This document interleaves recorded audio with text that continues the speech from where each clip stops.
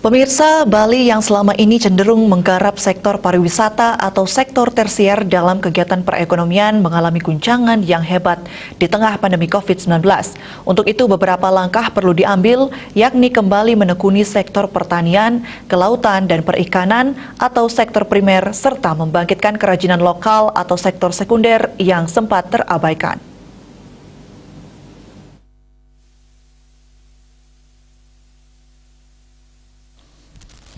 Wakil Gubernur Bali Cokorda Oke Arte Ardana Sukawati menuturkan Bali pada awalnya hidup di sektor agraris atau sektor primer, kemudian beralih kepada sektor pariwisata atau sektor tersier, yang secara tanpa sengaja melompati sektor industri pengolahan atau sektor sekunder.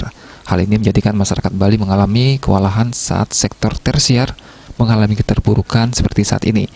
Sejumlah hikmah yang dapat dipetik saat ini, salah satunya bahwa Bali harus kembali kepada sektor pengolahan atau sekunder.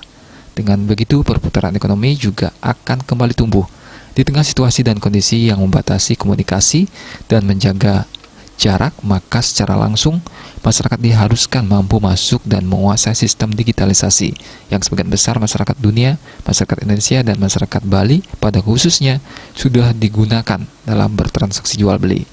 Dengan mematangkan sejumlah kegiatan di sektor pertanian, kelautan, perikanan, dan UMKM saat pandemi COVID-19 mulai melandai dan dibukanya pintu pariwisata, secara langsung sudah membuka peluang baru yang siap berkembang di tengah tatanan kehidupan Bali era baru.